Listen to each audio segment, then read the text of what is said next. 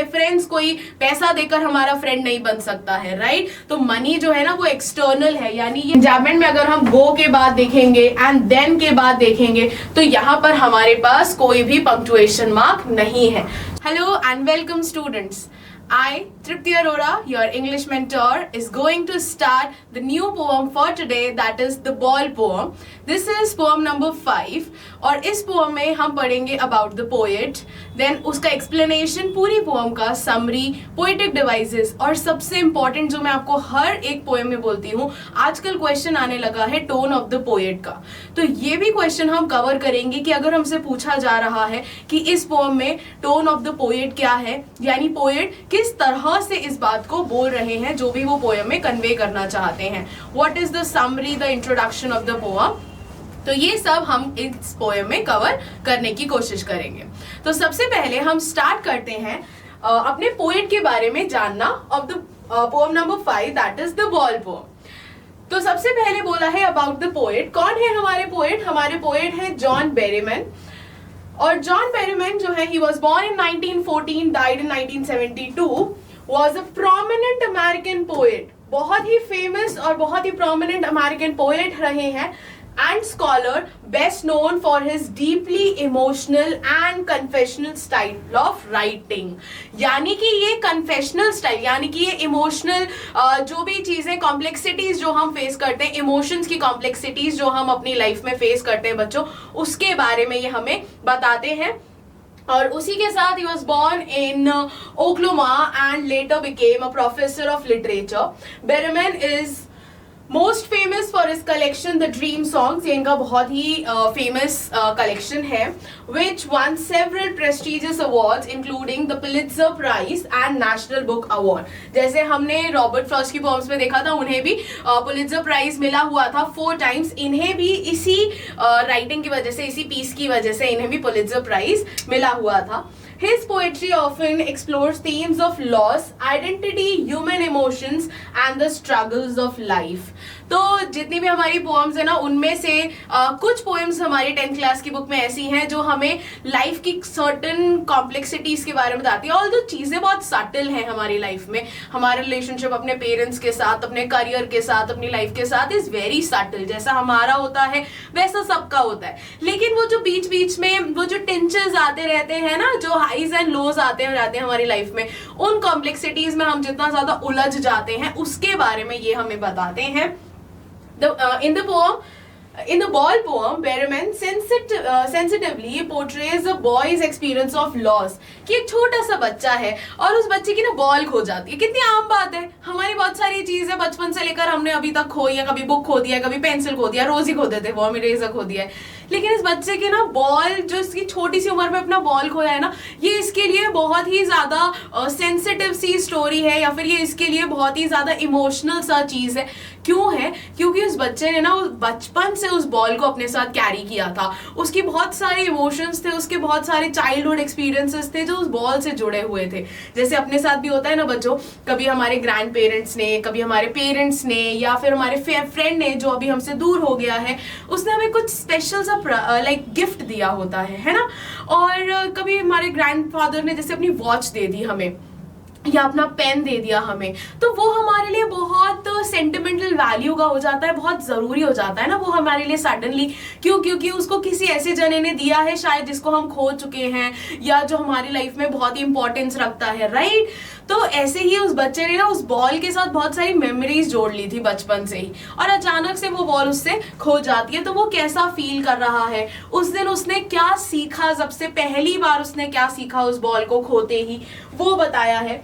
Using the simple incident of losing a ball to symbolize the deeper realities of growing up। कि जैसे जैसे हम बड़े होते जाते हैं ना, बहुत सारी चीजें जो हमसे दूर होती रहती हैं, जो हमसे खोती रहती हैं, चाहे हम मटीरियलिस्टिक चीजों की बात करें, चाहे हम फ्रेंड्स की बात करें, चाहे हम रिलेशंस की बात करें।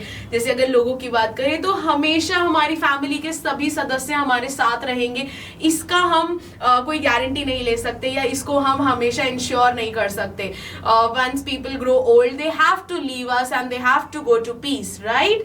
तो उसी तरह से उन्होंने बोला है कि ये जो रियलिटीज होती हैं, जो हार्श रियलिटीज होती है ना ग्रोइंग अप की, बड़े होते जा रहे हैं और बड़े होने के साथ साथ हम वो बहुत सारी चीजें खोते जा रहे हैं, तो ये वो छोटा सा बच्चा उस दिन एक्सपीरियंस कर रहा था। And accepting the harsh realities, तो यहाँ पर वो बेसिकली जो कड़वे सच होते हैं ना कि हमेशा हम अपने पेरेंट्स, अपने ग्रैंड पेरेंट्स, अपने ग्रेट ग्रैंड पेरेंट्स को अपने पास रख लेंगे, मटीरियलिस्टिक चीजों को अपने पास रख लेंगे, तो ऐसा हमेशा के लिए नहीं हो सकता बच्चों, ठीक है। उसके बाद बोल रहे हैं through this Berryman helps young readers to understand. Young readers कौन है बच्चों? यंग रीडर्स आप लोग हैं, ठीक है। आप लोग बहुत छोटे छोटे बच्चे हैं और आप लोगों को ये चीज का एहसास नहीं रहता कि बहुत सारी चीजें होती हैं जो हमारी लाइफ में हमसे खो जाती हैं, या हम वो चीजें हमेशा के लिए अपने पास नहीं रख सकते। कुछ चीजें एक पर्टिकुलर टाइम के बाद हमें छोड़नी ही पड़ती हैं। तो कभी कभी ऐसी चीजों के लिए हम बहुत ज्यादा ओवरथिंक करने लगते हैं, इन चीजों पर बहुत ज्यादा विचार डालने लगते हैं, although they do not require much of our time। तो जितने एफर्ट जिस समय के लिए हमें जिन चीज पे लगाने हैं, उसके बाद हमें उन चीजों को छोड़ के आगे बढ़ना पड़ता है। उसके बाद वो बोल रहे हैं कि इससे यंग रीडर्स को, यानी आप लोगों को बेरेमन जो है ये समझने में हेल्प करते हैं how personal loss can be a part of maturing and learning responsibility, कि हमें अपनी रिस्पॉन्सिबिलिटी याद रखनी होती है कि विद टाइम हम बहुत सारी चीजें जो है वो खोते रहते हैं, उसमें बहुत बड़ा कोई इश्यू नहीं होता, और यही है एक part of growing up, that is maturing, ठीक है। मैच्योरिटी इसी से आती है कि हम ये समझ पाए कि किस समय पर हमसे कौन सी चीज दूर जाएगी और उसके लिए हमें कितना बुरा लगना चाहिए। तो बेसिकली ये थे हमारे अबाउट द पोएट, यानी पोएट किस तरह की पोएम लिखते हैं और किस तरह से उन्होंने इस पोएम में अपने विचारधाराओं को प्रेजेंट करने की कोशिश करी है। उसके बाद हम नेक्स्ट पेज पे चलते हैं, जो है इंट्रोडक्शन हमारी पोएम का। अब इस पोएम में वो क्या बता रहे हैं, the ball poem by John Berryman is a thought provoking and emotional poem. किस तरह की पोएम है ये? थॉट प्रोवोकिंग, यानी हमें सोचने पर मजबूर कर देने वाली ये पोएम है। थॉट प्रोवोकिंग और इमोशनल पोएम है that explores the theme of loss, और थीम क्या है इसका? Loss and understanding the responsibility that when loss occurs how do we react, ठीक है। And growing up in the poem a young boy loses his ball, छोटा सा बच्चा है वो अपनी बॉल खो देता है, विच में seem like a small incident. हमारे लिए अगर हम बोलेंगे ना कि एक बॉल खो गई तो बोले क्या बच्चे की बॉल ही तो खोई है, नहीं ला देंगे, नहीं, उस बच्चे की बहुत सारी इमोशनल कनेक्टिविटी थी उससे, उसके बहुत सारे बचपन के एक्सपीरियंसेस थे उस बॉल के साथ जो जुड़े हुए थे, वो हमारे लिए स्मॉल इंसिडेंट है, but it symbolises a deeper emotional experience for the boy who has actually lost his ball। The first sense of loss, सबसे पहला सेंस उसकी लाइफ का, उसके जो लॉस उसने फेस करा अपनी लाइफ में। The poem beautifully captures the boy's reaction, his sorrow and his realization that some things cannot be replaced। कि देखो हर चीज को रिप्लेस नहीं किया जा सकता, कुछ चीजें अगर हमसे खो गई हैं तो फिर हमें उसकी यादों के साथ ही रहना पड़ता है। Through this simple event, the poet conveys an important message that loss is a part of life, loss is a part of our growing up। कि चीजें अगर हमसे खो जाती हैं, लूज हो जाती हैं, तो हमें उस चीज के लिए बहुत ज्यादा रिपेंट नहीं करना होता, उस पर बहुत ज्यादा टाइम एफर्ट्स इन्वेस्ट नहीं करने होते हैं। After some time of grief we can cope up with that and we have to cover the losses. Okay, कि ये हमारा पार्ट ऑफ ग्रोइंग अप है, पार्ट ऑफ लाइफ है, and learning to cope up with it, और हमें उसके साथ cope up करना ही पड़ेगा, हम हमेशा के लिए ग्रीव नहीं कर सकते हैं। And is a step towards maturity and responsibility, कि हमें चीजों को संभाल के भी रखना है, हमें रिलेशंस को संभाल के भी रखना है। जैसे हमारे ग्रैंड पेरेंट्स के साथ हमारा बहुत ही ब्यूटीफुल रिलेशन होता है, तो जब तक वो है तब तक उनके साथ ब्यूटीफुल मेमोरीज बना लो, उनके साथ बहुत सारा टाइम स्पेंड कर लो, ताकि हमें बाद में रिग्रेट ना हो कि हमने अपना सारा समय जो था वो बाहर फ्रेंड्स में अलग अलग चीजें करने में वेस्ट कर दिया, जबकि हमें वो प्रेशियस टाइम जो है उन रिलेशंस पे लगाना चाहिए था, जो शायद हमारे साथ हमेशा के लिए नहीं रहेंगे, ठीक है। तो यहाँ पर वो बहुत ब्यूटीफुली इस चीज को कन्वे करते हैं कि देखो loss is a part of life, और हमें थोड़ा समय ग्रीव करने के बाद आगे बढ़ना पड़ता है, ठीक है। उसके बाद स्टार्ट करते हैं बच्चों पोएम। पोएम जो है वो मैंने कुछ पार्ट्स में डिवाइड कर दिया ताकि हम हर एक लाइन को बहुत ही एंथुसियास्टिकली पढ़ सकें और उसका मीनिंग समझ सकें। बोल रहे हैं the ball poem by John Berryman. What is the boy now, कि अब वो बच्चा क्या बचा, Who has lost his ball? जिसने अपनी बॉल खो दी है। क्या बचा उस बच्चे के पास, क्या इमोशंस बचे अब उस बच्चे के पास जिसने अपनी बॉल खो दी है। यानी बॉल यहाँ पर स्पेसिफिकली बॉल को रिप्रेजेंट नहीं कर रहा, यहाँ पर बॉल जो है वो सिंबलाइज कर रहा है हर उस चीज को जो हमसे दूर हो जाती है कुछ समय रहने के बाद। ठीक है, तो यहाँ पर बॉल जो है वो हम बोल सकते हैं यहाँ पर हमारे लिए रिलेशंस का काम कर सकते हैं। बॉल जो है वो मटीरियलिस्टिक थिंग्स हो सकते हैं,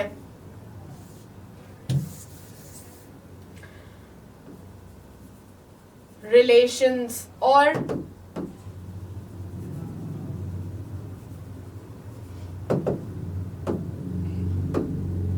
मटीरियलिस्टिक थिंग्स हो सकती हैं, ऐसी चीजें जो हमसे दूर जा सकती हैं। What is he to do? अब वो बच्चा क्या करेगा जिसकी बॉल खो गई है, यानी जिससे उसका कुछ इंपॉर्टेंट उसकी लाइफ का एक चीज उसके पास जो था हमेशा से वो खो गया है। I saw it go merrily bouncing down the street and then merrily over, there it is in the water. बोल रहे हैं मैंने खुद उस बॉल को जाते हुए देखा, वो बहुत खुशी से वो बॉल जो है वो बाउंस करके स्ट्रीट के नीचे उतर गई और बहुत ही खुशी से वो पानी के ऊपर उछल के हार्बर के दूसरी पार चली गई है। There it is in the water. Water यहाँ पर कौन सा वाटर है? वाटर है यहाँ पर हार्बर का। बच्चा हार्बर के पास एक स्ट्रीट पे खेल रहा था और वो बच्चा जैसे ही बॉल को छोड़ता है तो वो स्लाइड करके पानी में चली जाती है, हार्बर में चली जाती है और वो बच्चा कितनी ही तेजी से दौड़ ले वो उस बॉल को कैच नहीं कर पाएगा। तो बेसिकली अब देखो यहाँ पर लिखा है मेरिली बाउंसिंग, क्या खुशी से उचक उचक के वो बॉल चली गई? नहीं, यहाँ पर ये बॉल जो है ये पर्सोनिफाइड है, यहाँ पर एक पर्सन की खुशी एक बॉल को दी हुई है कि वो इतनी अच्छे से जंप कर रही थी, इतनी अच्छे से लीप्स लेके जा रही थी, ऐसा लग रहा हो कि उस बॉल को जाने में बहुत ही बाउंस करने में बहुत ही मजा आ रहा हो। तो बहुत खुशी से वो बॉल जो थी वो स्ट्रीट के दूसरी पार चली गई और हार्बर के ऊपर यानी वाटर के ऊपर वो चली गई है। तो बेसिकली ये बच्चा अपनी बॉल से खेल रहा था स्ट्रीट पे और वो स्ट्रीट के दूसरी पार हार्बर पे उसकी बॉल चली गई है और वो उसको कैच करने नहीं जा सकता, वो उसको पकड़ने नहीं जा सकता। तो वो उस बॉल को देखकर सिर्फ वहां पर रिपेंट कर रहा है, रिग्रेट कर रहा है कि मैंने क्यों उसका ध्यान नहीं रखा। उसके बाद बोल रहे हैं no use to say o there are other balls. उस बच्चे को ये बोलने का कोई यूज नहीं है कि हमारे पास दूसरी भी तो बॉल्स हैं, कि और बॉल्स ले आएंगे, नई बॉल्स खरीद लेंगे, ये चीज बोलने का कोई मतलब नहीं है उस बच्चे को। An ultimate shaking grief fixes the boy.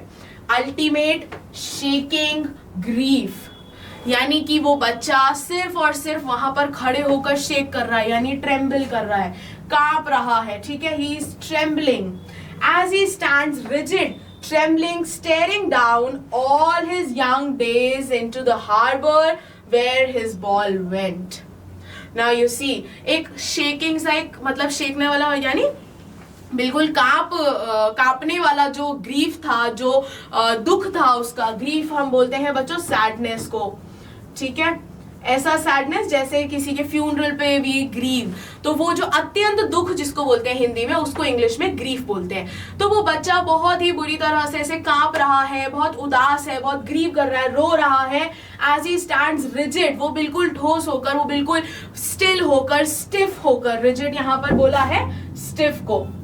तो वो बच्चा बहुत ही स्टिफ होके वहां पे खड़ा हुआ है, सिर्फ कांप रहा है अपनी बॉल को देखते हुए स्टेयरिंग डाउन, सिर्फ देख पा रहा है ऑल हिज यंग डेज। अब देखो यहाँ पर बोला है all his young days. Young days यहाँ पर उसने हार्बर में जाते हुए नहीं देखे, उसने अपनी बॉल को हार्बर में जाते हुए देखा, लेकिन बॉल को किससे सिंबलाइज करा यहाँ पर? यंग डेज से। तो ये उसने यूज किसके लिए करा है? बॉल के लिए। आप मुझे बताइए कौन सा पोएटिक डिवाइस हम यहाँ पर यूज कर रहे हैं? यंग डेज को मतलब बॉल को यंग डेज से रिप्रेजेंट करा है। तो बोला है all his young days into the harbour, यानी पानी के दूसरी बार हार्बर में चला गया। हार्बर बोलते हैं बच्चों पोर्ट को, ठीक है, बंदरगाह जिसको हम बोलते हैं, शिप्स वगैरह जहां पे डॉक पे पार्क होती हैं। तो बोला है कि वहां हार्बर के पास पानी में उसकी बॉल चली गई है, where his ball went. I would not intrude on him. Intrude का मतलब होता है इंटरवीन, दखल अंदाजी करना, ठीक है, इंटरफेयर करना। तो बोल रहे हैं आई would not intrude on him, मैं इंटरवीन नहीं करूंगा, मैं उसकी ये फीलिंग के बीच में दखल अंदाजी नहीं दूंगा, ताकि वो बच्चा समझ पाए कि जब किसी चीज को हम खोते हैं, जब किसी चीज को हम लूज करते हैं तो हमें उसमें क्या फील होता है, और यही उसकी पहली रिस्पॉन्सिबिलिटी होगी जो वो इस वर्ल्ड में आकर सीखेगा। बोल रहे हैं आई would not intrude on him, मैं उसके पास जाकर इंटरवीन नहीं करूंगा, मैं ये पूरा सिनेरियो देख पा रहा हूं, लेकिन फिर भी मैं उस बच्चे को जाकर उसकी फीलिंग्स की दखल अंदाजी नहीं करूंगा उसकी फीलिंग्स में। A dime another ball is worthless. A dime, dime basically becomes with 10 cents make a dime, ठीक है, 10 cents मेक अ डाइम। तो बोल रहे हैं पैसे दे दो उसको, यहां पर मनी की बात करी है कि उसको पैसे दे दो या उसको दूसरी बॉल ला दो, ये सब वर्थलेस है। क्यों है वर्थलेस? क्योंकि उस बॉल के साथ उस बच्चे की ऐसी मेमोरीज जुड़ी हुई थी बच्चों, जिसको वो चाह कर भी दूसरी बॉल से रिप्लेस नहीं कर सकता था। फॉर एग्जाम्पल सोचो, मुझे मेरे ग्रैंडफादर ने एक पेन दिया है, मैं वो सेम पेन मार्केट से दूसरा ला सकती हूँ, लेकिन क्या मैं अपने ग्रैंडफादर के द्वारा दिया हुआ पेन आपको दे दूंगी या उसको खोने जितना जज्बा अपने अंदर रखूंगी? नहीं, क्योंकि वो एक ऐसी निशानी बन जाती है जो मुझे मेरे ग्रैंडफादर ने दी है, और मैं उसको एंसेस्ट्रल वैल्यू का समझ के, एंसेस्ट्रल लाइक वो चीज मेरे लिए टाइमलेस हो जाएगी, वो चीज मेरे लिए ऐसी हो जाएगी कि वो अमूल्य है मेरे लिए, मैं उसका प्राइस नहीं लगा सकती, ना मैं किसी भी प्राइस में उसको बेचने के लिए तैयार होंगी, राइट। तो उसी तरह से वो बच्चे की जो मेमोरीज है वो पूरी की पूरी उस बॉल से कनेक्टेड है जो उसकी चली गई। तो उसको दूसरी बॉल ला दो, उसको पैसे दे दो उस बॉल के बराबर के, बट वो खुशी उसको नहीं मिलेगी जो उसको उस बॉल के साथ रहने पे मिल रही थी। Now he senses first responsibility in a world of possessions. World of possessions माने कि पूरा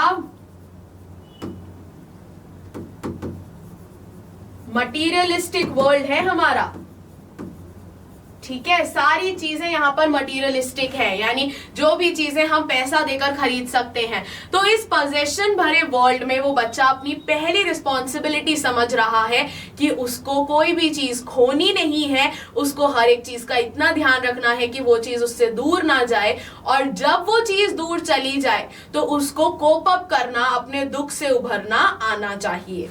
तो उसके आगे वो बोल रहे हैं now he senses his first responsibility, वो बच्चा अपनी पहली रिस्पॉन्सिबिलिटी वहां पर समझ रहा है, और उसी के साथ किस वर्ल्ड में अब वो आ गया है?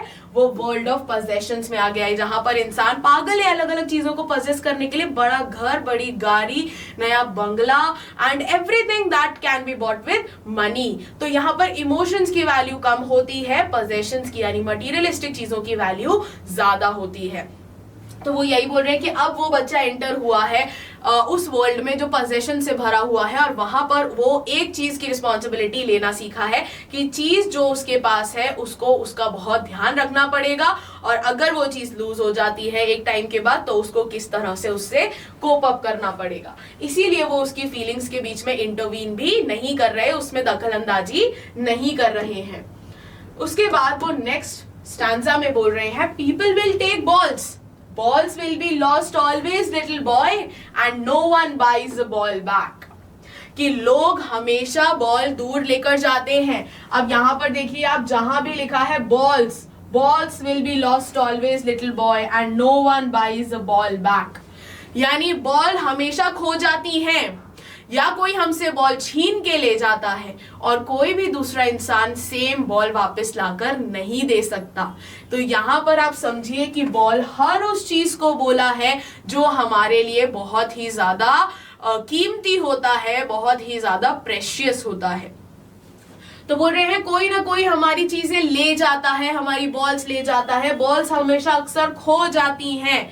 तो यहाँ पर इन्होंने हर एक चीज को मटीरियलिस्टिक वैल्यू से या मटीरियलिस्टिक थिंग से कंपेयर किया है कि ये चीजें खोना लाजमी है, और उस पर हमारा बहुत ज्यादा ग्रीव करना, दुखी होना लाजमी नहीं है। And no one can buy a ball back, कोई भी हमारी बॉल को वापस लाकर हमें नहीं दे सकता। जो चीज एक बार खो गई वो हमारे साथ सेम चीज को वापस नहीं ला सकता, उसका रेप्लिका लाया जा सकता है बट वो चीज दोबारा नहीं आती है। Money is external. ये क्वेश्चन बहुत बार पूछा गया है, बहुत इंपॉर्टेंट क्वेश्चन है और कई बार आ चुका है। What does the poet mean by money is external? Money is external का मतलब है हम हर एक चीज, मनी जो है it can buy materialistic things,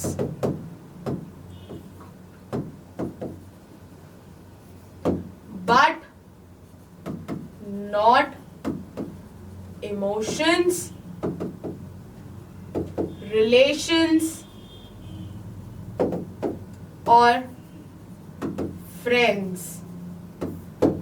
Money materialistic चीजें खरीद सकता है, हमारे लिए गाड़ी घर ये सब खरीद सकता है, बट हमारे लिए हैप्पीनेस खरीद के नहीं ला सकता है पैसा। हमारे लिए पेरेंट्स अगर किसी के नहीं है तो वो खरीद के नहीं ला सकता है पैसा, या हमारे लिए हमारे फ्रेंड्स, हमें फ्रेंड्स कोई पैसा देकर हमारा फ्रेंड नहीं बन सकता है, राइट। तो मनी जो है ना वो एक्सटर्नल है, यानी ये एक्सटर्नल चीजों के लिए बनाया है, बाहरी चीजों के लिए बनाया गया है मनी। बाहरी दुनिया की जो चीजें हैं, जो मटीरियलिस्टिक चीजें हैं, वो हम खरीद सकते हैं पैसे से, लेकिन हम क्या नहीं खरीद सकते? हम अपने इमोशंस नहीं खरीद सकते, हम अपनी खुशी नहीं खरीद सकते। क्या आप किसी को पैसा देकर बोल सकते हो कि मैं बहुत उदास हूं तो मेरी उदासी ले जा, पैसे भी ले जा उदासी भी ले जा, या पैसे ले जा और खुशी दे जा अपनी? नहीं कर सकते हैं। तो मनी जो होता है वो एक्सटर्नल होता है, वो इमोशंस नहीं खरीद सकता, वो हमारी खुशियां नहीं खरीद सकता, वो हमारे रिलेशन फ्रेंड्स ये नहीं खरीद सकता। That is what is meant by money is external. Materialistic चीजें हम खरीद सकते हैं। बट बच्चे के लिए बोला है he is learning well behind his desperate eyes. वो बच्चा बहुत अच्छे से सीख रहा है अपनी डेस्परेट आईज के पीछे। डेस्परेट क्यों है? क्योंकि वो उस बॉल को देखे जा रहा है जो हार्बर में चली गई और उसको बहुत ही डेस्परेसी है उस बॉल को वापस पाने की। लेकिन वो क्या सीख रहा है? बॉल तो वापस नहीं आ सकती है, तो वो क्या सीख रहा है? The epistemology of loss. Epistemology बोलते हैं बच्चों स्टडी ऑफ नॉलेज को। तो बच्चा यहां पर किस चीज की नॉलेज ले रहा है? वो ले रहा है लॉस की नॉलेज, कि उसने पहली बार सीखा है कि लॉस होना यानी हमसे कोई चीज दूर जाना, किसी चीज का खोना, उसका नॉलेज क्या होता है, उसकी जानकारी क्या होती है। पहली बार उसने जाना है कि लॉस क्या होता है, क्योंकि छोटा सा बच्चा, उसने इससे पहले क्या ही खोया होगा। And how to stand up, knowing what every man must one day know and most know many days how to stand up. और उस दिन वो बच्चा ये सीख रहा है जो उसको सीख लेना चाहिए कि किस तरह से लॉस के बाद कोप अप करते हैं, स्टैंड अप करते हैं। और बहुत सारे लोगों को बहुत पहले से पता होता है कि उन्हें कोप अप कैसे करना है। तो लोगों को पता होता है, मोस्ट नो मेनी डेज मतलब पीपल मोस्टली नो कि कब उनको कौन से लॉस में कितने एफर्ट्स, कितना टाइम लगाना है, और उसके बाद उस इन्वेस्टेड टाइम के बाद वो अपने लॉस को कोप अप करने लग जाते हैं। तो वो बच्चा भी सीख रहा है, उस दिन उसने पहली बार लॉस फेस करा है और उस लॉस को फेस करने के बाद वो सीख रहा है कि उसकी रिस्पॉन्सिबिलिटी क्या है इस मटेरियलिस्टिक वर्ल्ड में, कि चीजों को कितने ध्यान से रखना है और खो जाए तो हमें उसके बाद कैसे कोप अप करना है। तो this was the entire explanation of the poem students. Now यहाँ पर बेसिक जो एजेंडा है जो हमें बताया गया है, या हम सेंट्रल वैल्यू बोले इस पोएम की, वो है कि किस तरह से we have to cope up with loss. तो पूरी पोएम उसी आइडिया के अराउंड जो है वो रिवॉल्व कर रही है। तो इसकी हम एक बार समरी भी देख लेते हैं कि समरी में हमें पोएट ने क्या बोलने की कोशिश करी है। बोला है the poem is about a young boy who loses his ball while playing. वो खेलते खेलते अपनी बॉल लूज कर देता है। दो इट में seem like a small incident, हमें ये छोटा सा इंसिडेंट लग रहा है, बट पोएट जो है वो काफी डीपर मीनिंग से इस चीज को एक्सप्लेन करने की कोशिश करते हैं। ये जो बच्चा है ये उसका चाइल्डहुड, बॉल जो है वो उसका चाइल्डहुड रिप्रेजेंट कर रहा है और चाइल्डहुड के साथ उसकी मेमोरीज रिप्रेजेंट कर रहा है। Innocence and his first experience of loss, उसका पहला एक्सपीरियंस लॉस का कैसा होता है। As the boy watches his ball bounce away, उसकी बॉल जो है वो बाउंस कर करके आगे चली जाती है, and falls into the water, he feels the sense of grief. Deep sense of grief and helplessness, क्योंकि उसके पास कोई उसकी मदद करने के लिए नहीं है, तो ये उसकी रिस्पॉन्सिबिलिटी बनती थी कि वो उस बॉल का ध्यान रखे। अब क्योंकि वो बॉल चली गई है तो वो ग्रीव भी कर रहा है, दुख में भी है और हेल्पलेस भी फील कर रहा है। The poet points out that telling the boy to buy another ball would not help. उसको बोलो कि कोई और बॉल खरीद लेंगे, उससे कोई फर्क नहीं पड़ेगा, because the ball is emotionally valuable to him. वो सेंटिमेंटल वैल्यू है उस बॉल का, क्योंकि वो बचपन से उसी के साथ रही है। It cannot simply be replaced, और उसको रिप्लेस करना, जैसे पेरेंट्स को रिप्लेस करना इज पॉसिबल और व्हाट नहीं ना, तो उसी तरह से अगर कोई भी चीज जो हमसे बचपन से कनेक्टेड है उसको हम इतनी आसानी से रिप्लेस नहीं कर सकते। The moment marks the boy's first realization कि materialistic things जो है that can be lost and loss is natural part of life, कि materialistic चीजें जो होती है ना वो खोती ही हैं at a point in life, वो खोती ही हैं और यही हमारा पार्ट होता है growing up का। This is what maturity is. Through this experience, the boy begins to learn responsibility. यहाँ पर वो बच्चा अपनी पहली responsibility सीखता है और किस तरह से उसको दुख, दर्द और पीड़ाओं से डील करना होता है, सौरों से कैसे वो डील करेगा। He starts to understand that such losses will keep happening. वो यहाँ से समझेगा कि ऐसे losses होते रहेंगे लाइफ में, and that one has to learn to cope up and move forward. और हमें सीखना होता है कि हम उस लॉस से किस तरह से उभरे और आगे कैसे बढ़े। उसके बाद हमें बोल रहे हैं, समरी हमने देख ली है, अब देखते हैं सेंट्रल आइडिया, यानी हमसे अगर 1 नंबर में 2 नंबर में पूछेगा कि सेंट्रल आइडिया क्या है इस पोएम का, तो हम क्या लिखेंगे? इस पोएम का सेंट्रल आइडिया है the experience of loss and the process of growing up, the process of maturing. Through the simple incident of the boy losing the ball, the poet conveys a deeper message about life, that loss is inevitable. Loss inevitable है, कोई ना कोई चीज हमारी life में definitely खोती है, छोटी सी pencil से लेकर कभी 500 के नोट तक कुछ भी खो सकता है इस दुनिया में। And the part of human experience. The poem shows that the boy begins to understand the harsh reality that things one lost cannot be replaced. जो चीज एक बार खो गई उसको रिप्लेस नहीं कर सकते, उसका रेप्लिका ला सकते हैं, बट वही चीज वापस से नहीं आ सकती। It marks the beginning of his journey into maturity, responsibility and self-understanding, क्योंकि वो खुद से epistemology of loss समझ रहा है, उस knowledge को समझ रहा है कि loss जब होता है तो हमें किस तरह की feeling experience होती है या हम करते हैं। The poet emphasizes that material possessions are temporary. जो मटीरियलिस्टिक पोजेशंस होते हैं, मटीरियलिस्टिक चीजें होती हैं पैसे से खरीदी हुई, वो टेम्पररी होती हैं। And learning to cope up with loss is an important lesson in life, और ये बहुत जरूरी है कि हम सीखें कि जब लॉस होता है तो उसको किस तरह से कोप अप करना है। This emotional experience helps the boy grow stronger and more prepared for future challenges. और इस छोटे से मैसेज से वो बच्चा जो है वो काफी हद तक ये सीख जाता है कि जो चैलेंजेस वो लाइफ में फेस करने वाला है उसको किस तरह से वो डील करेगा, उनके सामने वो कितने अच्छे से डट के खड़ा रह पाएगा। ठीक है, उसके बाद नेक्स्ट बोल रहे हैं टोन ऑफ द पोएट, जो मैंने आपको बताया कि हर किसी पोएम में आजकल ये क्वेश्चन आने लगा है, जो एक्सट्रैक्ट वाले क्वेश्चंस होते हैं कि पोएट का टोन क्या है। तो बेसिक टोन जो इस पोएम में पोएट यूज कर रहे हैं बच्चों, वो बहुत सिंपैथेटिक है, वो उस बॉय की तरफ बहुत सिंपैथेटिक है, although he is not willing to intrude on his emotions and the feelings that he is particularly feeling at that point. वो उनपे कहीं से कहीं तक इंटरवीन करने का कोई भी सिंबल हमें नहीं देते हैं, बट वो कहीं ना कहीं ये चाहते हैं कि वो बच्चा जो है वो उस रिस्पॉन्सिबिलिटी को जल्द से जल्द सीख ले और उस कोप अप, मतलब उस लॉस से कोप अप जल्द से जल्द कर जाए, वो इतना ज्यादा दुखी ना रहे। तो बहुत सिंपैथेटिक है, बहुत रिफ्लेक्टिव है, बहुत सोच विचार कर रहे हैं उस छोटे से इंसिडेंट पे उस बच्चे के, and he is very serious about the things, और he is very serious about the lesson that he wants us to learn. किस टोन में सीरियस है? About the lesson he wants us to understand और learn, वो lessons जो वो चाहते हैं कि हम as young minds सीखें और याद रखें। John Berryman experiences deep empathy towards the boy's sense of loss and sorrow. बहुत empathetic है वो, बहुत empathy दिखाते हैं और उसके साथ एक कनेक्टिविटी फील कर रहे हैं कि हर कोई मटेरियलिस्टिक चीजें खोता है अपनी लाइफ में और उनके साथ कोप अप करना भी हमारी ही जिम्मेदारी है।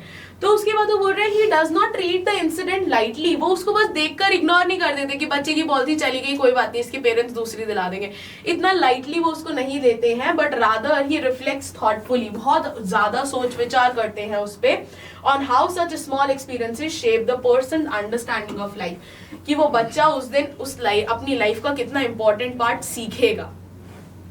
पोएट का जो टोन है वो बहुत ही जेंटल सैडनेस से भरा है और फिलोसॉफिकल इंसाइट से भरा है। फिलोसॉफिकल इंसाइट इसीलिए बोला है क्योंकि आप समझिए फिलोसॉफी के थॉट तक वो ले गए कि कितना ज्यादा डीप में वो चले गए कि एपिस्टेमोलॉजी बोल दिया उसको लॉस का, एक बच्चे से बॉल दूर हो जाना उसके लिए नॉलेज है, अंडरस्टैंडिंग है उसके लिए लाइफ का इंपॉर्टेंट फेज का, कि ये चीज उसके लिए इतनी ज्यादा जरूरी है समझना कि कोई भी चीज खोएगी तो वो किस तरह से उसको कोप अप करेगा उस दुख से। As he talks about growing up, responsibility and emotional lessons we learn through losses. हमारे साथ भी कोई ना कोई इंसिडेंट हो जाता है, कभी कुछ खो जाता है, कभी फोन खो जाता है, कभी पैसे खो जाते हैं, तो हम उससे बहुत ज्यादा चौकन्ना हो जाते हैं आगे के लिए, right. And we try and learn कि अगर हमसे कभी फोन खोया है तो we take good care of it and we take like more care of the phone then we take care of ourselves, right.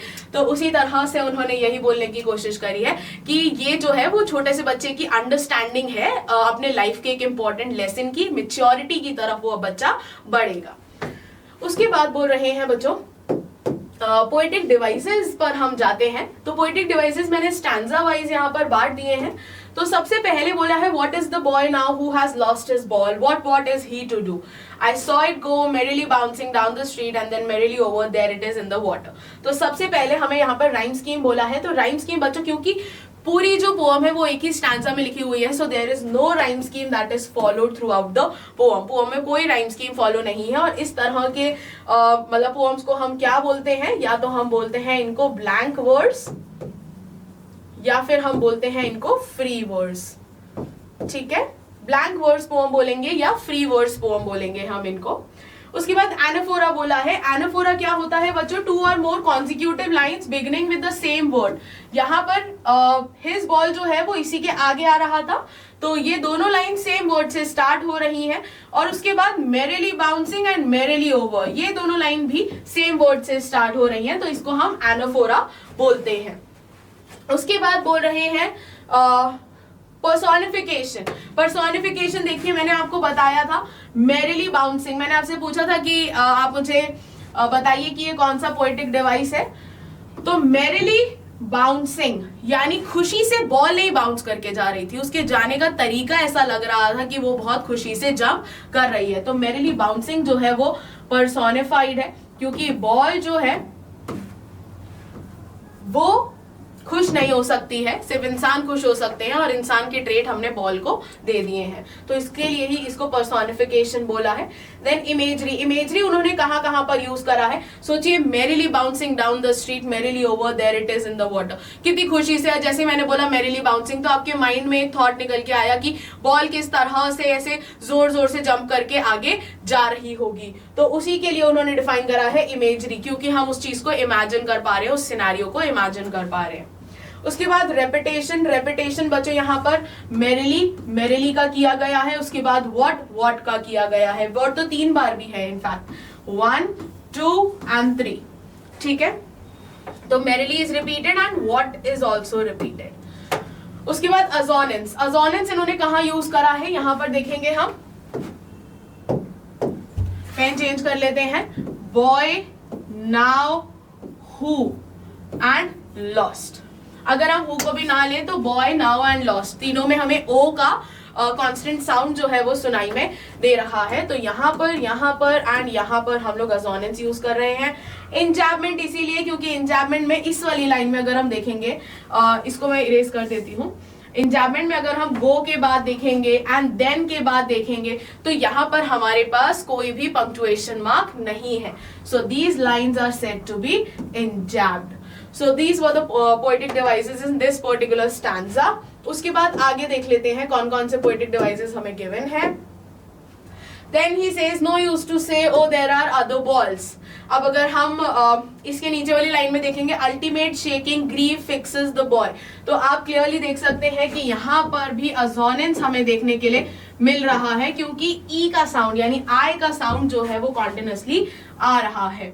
उसी के नीचे बोला है यहाँ पर रिजिड एंड ट्रेम्बलिंग स्टेयरिंग, यहाँ पर भी हमें अजोनेंस देखने को मिल रहा है, क्योंकि एक परसिस्टेंट साउंड है किसका, आएगा। उसके बाद all his young days into the harbor where his ball went, I would not intrude on him, a dime another ball is worthless। अच्छा, a dime। उसके बाद नेक्स्ट है बच्चों एसेंडेड ऑन।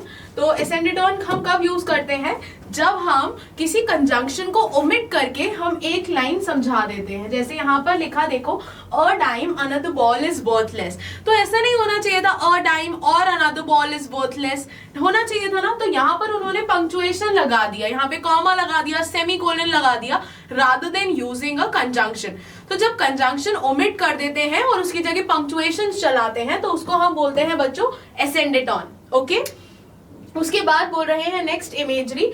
तो इमेजरी वो सेंटेंसेस होते हैं जिसको हम विजुअलाइज कर पाते हैं, राइट। तो यहाँ पर हमें बोला है कि वो बच्चा खड़ा हुआ था, he stands rigid staring down all his young days into the harbor where his ball went। वो बच्चा खड़े होके बस अपनी बॉल को देखता जा रहा है। तो इस चीज का विजुअलाइजेशन क्या हम कर पा रहे हैं अपने माइंड में, कि वो बच्चा बस खड़ा हुआ है और अपनी बॉल को देखता जा रहा है बहुत डेस्परेटली, कि काश वो अपने आप ही मेरे पास आ जाए। तो इस चीज को हम इमेजिन कर पाते हैं, तो हम बोलते हैं इमेजरी। देन रेपिटेशन, क्योंकि बॉल वर्ड जो है वो कई बार यूज हुआ है, एक बार यहाँ, एक बार यहाँ और एक बार यहाँ, तो इसको हम रेपिटेशन बोल दे रहे हैं। उसके बाद मेटाफोर, मेटाफोर बोल रहे हैं, उन्होंने बोला ही सेंसेस हिज फर्स्ट रिस्पॉन्सिबिलिटी। तो यहाँ पर जो अगर हम वर्ड यूज कर रहे हैं रिस्पॉन्सिबिलिटी, और वो भी फर्स्ट रिस्पॉन्सिबिलिटी, ये किसकी, टू अंडरस्टैंड लॉस, ये है उसकी फर्स्ट रिस्पॉन्सिबिलिटी। तो बोला है the loss of the ball is metaphorically linked to the beginning of the understanding of responsibility in life. जब हम दो चीजों का डायरेक्ट कंपैरिजन करते हैं without the use of like और एज, तो यहाँ पर फर्स्ट रिस्पॉन्सिबिलिटी के साथ लाइक और एज का यूज करे बिना ये समझाया है कि वो लॉस को अंडरस्टैंड कर रहा है। किस चीज की रिस्पॉन्सिबिलिटी है, ऑफ अंडरस्टैंडिंग लॉस। उसके बाद इंजैबमेंट बोला है। तो इंजैबमेंट देखिए, यहाँ पर कोई पंक्चुएशन मार्क नहीं है, यहाँ पर पंक्चुएशन मार्क नहीं है, तो these lines are said to be enjambed. जहां पर भी हमारे पास पंक्चुएशन मार्क नहीं है वो लाइन्स इंजैब्ड है। सो दिस इज इंजैबमेंट बच्चों। उसके बाद नेक्स्ट जो उसके बाद बोल रहे हैं बच्चों, थर्ड स्टैंजा है people will take balls, balls will be lost. तो देखो यहाँ पर कुछ पोएटिक डिवाइसेस तो अपन को क्लियरली दिख जाते हैं, बॉल्स बॉल्स, तो इसका रेपिटेशन तो कहीं ना कहीं होगा, इसमें हमारे पास है नहीं, तो मैं यहाँ पे लिख देती हूँ रेपिटेशन है हमारे पास यहाँ पे